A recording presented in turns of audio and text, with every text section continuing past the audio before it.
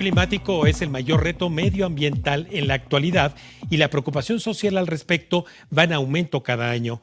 El Acuerdo de París de 2015 fue decisivo para pasar a la acción, ya que 195 países aprobaron limitar el incremento de la temperatura global.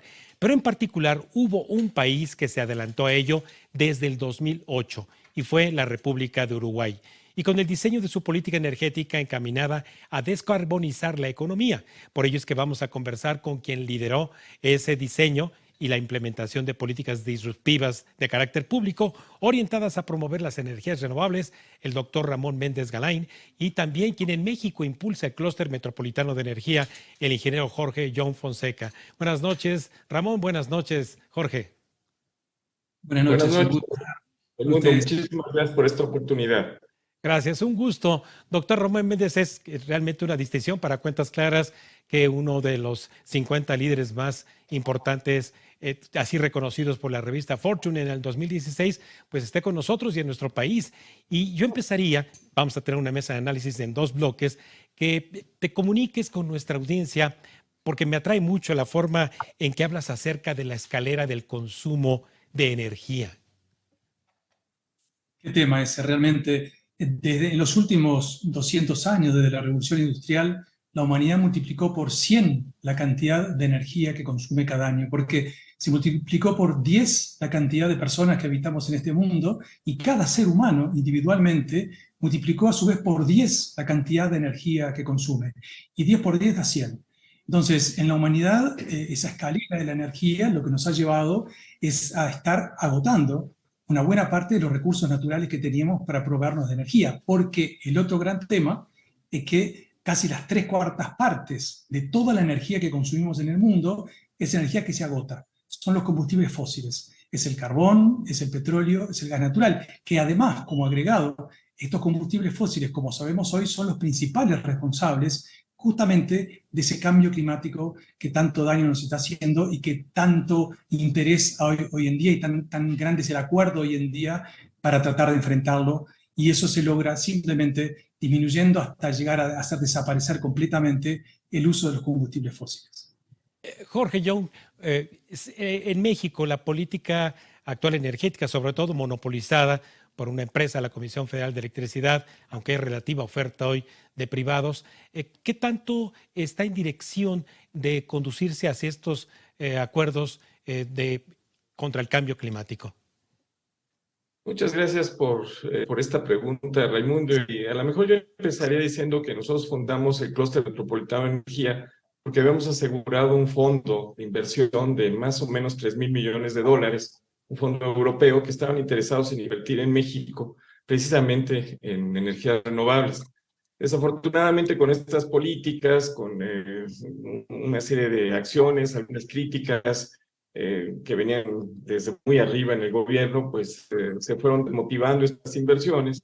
Entonces, cuando nosotros teníamos acceso a ellas, o cuando pedimos el acceso hacia ellas, nos dijeron, bueno, pues en cualquier otro país, pero en México no, que no hay la certeza jurídica de hacer estas inversiones en México.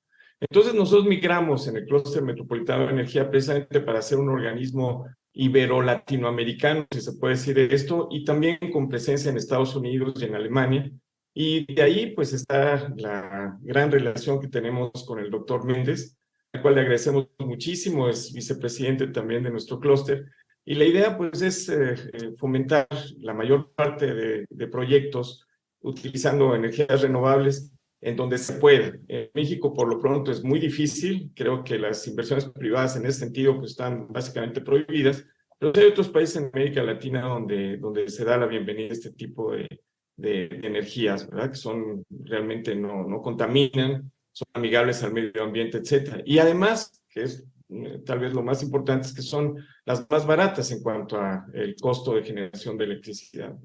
Pero bueno, no estamos descorazonados. Hemos tenido una serie de pláticas y vamos a seguir teniendo más pláticas, aprovechando al doctor Ramón Méndez aquí en México y hablando con distintas organizaciones, pues vemos una luz de esperanza respecto a que puede haber algún cambio en nuestro México. Sí. Doctor Méndez, Entonces, vaya, esto sonaría un dilema energético, es decir, tenemos la necesidad de generar más energía, pero a la vez combatir el cambio climático. ¿Por qué rumbo tomó en particular el Uruguay? Bueno, Uruguay, ya como tú decías, Raimundo, se adelantó un poco a lo que está haciendo hoy en día todo el mundo. El camino se llama las energías renovables, en particular, primero la hidráulica, que es más conocida, más asentada, pero modernamente la eólica, la solar, la biomasa, la geotermia. Hoy en día son fuentes maduras, son fuentes que tecnológicamente funcionan muy bien, cuyos costos se han reducido tanto a lo largo de los últimos años que hoy en día, sin ninguna duda, en la enorme mayoría de países del mundo, son la fuente de generación de energía más barata. Es decir, hoy generar electricidad con el viento, con el sol, es mucho más barato que hacerlo con el petróleo, con el gas natural y ni que hablar con el carbón. Entonces, ese es el camino. Uruguay fue el que tomó hace ya unos 15 años aproximadamente. Hoy en día, en nuestro país, en Uruguay, entre el 95 y el 98% de toda la electricidad que consumimos en el país es en base exclusivamente a fuentes renovables. La mitad, más o menos, es energía hidráulica y la otra mitad es una combinación de energía eólica, solar y biomasa, a partir de residuos de biomasa que tenemos en nuestro país. Entonces, hemos logrado de una forma bastante rápida hacer desaparecer de nuestra matriz de generación las fuentes que generan el cambio climático y además que dependen de los precios internacionales, porque lo que no podemos saber hoy en día es a cuánto va a estar el petróleo, el carbón, el gas natural dentro de apenas 6 meses, porque surge un fenómeno como una guerra imprevista y eso, bueno, lleva a las nubes ese commodity que son los energéticos tradicionales y en cambio, en nuestro caso en Uruguay, no solamente dependemos exclusivamente de fuentes autóctonas, de fuentes soberanas, nuestros recursos naturales, que son gratuitos, que nos permiten prácticamente no emitir gases de efecto invernadero y por lo tanto no estar contaminando la atmósfera y por lo tanto estar luchando exitosamente contra el cambio climático, sino que además nos permiten tener una matriz energética que es mucho más barata que teníamos. De hecho, redujimos el costo de generación de electricidad del país en alrededor del 1% de nuestro Producto Bruto Interno, como si en México se redujeran en un año cerca de 15.000 millones de dólares por año, todos los años, los costos de generación de electricidad. Además, generamos 50.000 puestos de trabajo en un país que tiene apenas 3 millones de habitantes y sobre todo, como decía al comienzo, nos independizamos de las fluctuaciones que pueden tener los precios internacionales de los commodities, aumentando de una manera extraordinaria nuestra soberanía energética y por lo tanto el impacto sobre toda nuestra economía. Entonces, Jorge, ayúdanos entonces, escuchando cómo se ha ido conformando la matriz energética en Uruguay, en México, ¿cómo se encuentra esa matriz energética?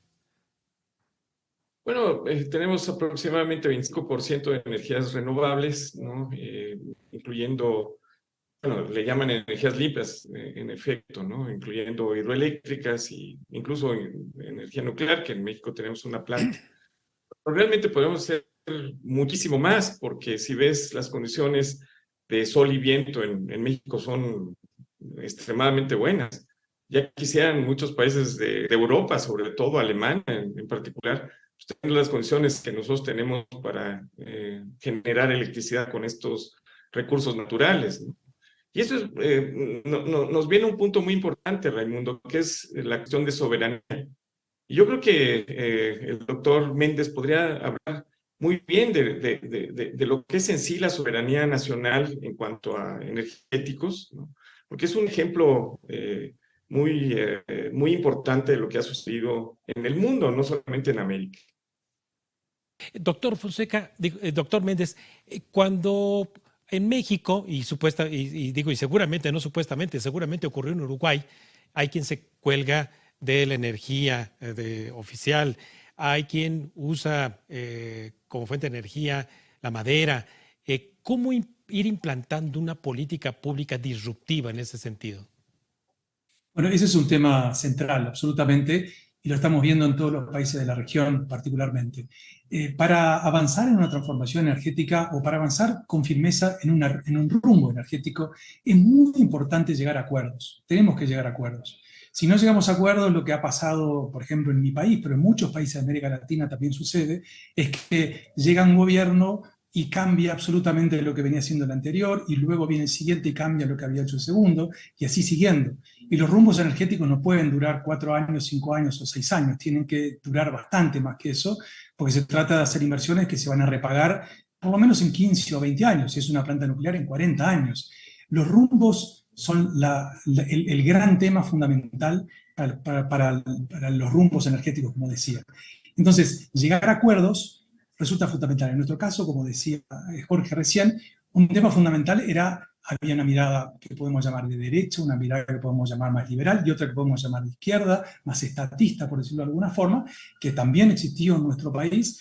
Yo fui secretario de Energía en 2 periodos, primero en 2 gobiernos de izquierda, en particular en el gobierno de Pepe Mujica, y lo que logramos fue una síntesis de cómo convivir en la mirada de la soberanía energética, que fue lo que fundamentalmente era nuestro centro, y aumentar la soberanía energética del país, un país pequeño, eso es fundamental, con al mismo tiempo una participación regulada del sector privado, en el que lo que hicimos fue llevar al sector privado al servicio de una política pública que había sido previamente acordada por todos los partidos políticos representados en el Parlamento. Y eso fue crucial, eso lo logramos en el año 2010, y tener un rumbo de largo plazo para los siguientes 25 años del país, acordado por todos los partidos políticos representados en el Parlamento y que podríamos sucedernos en el gobierno, como así sucedió, bueno, eso fue realmente la panacea y se logró construir a partir de ese acuerdo una política donde se preservaban los bienes públicos a tutelar, que era la energía, y al mismo tiempo donde se permitía una participación muy regulada, muy estructurada de los actores privados. Extraordinaria esta compartición que nos haces de carácter experiencial. Doctor Méndez, ingeniero Young, vamos un breve corte y regresamos a esta mesa de análisis de carácter energético.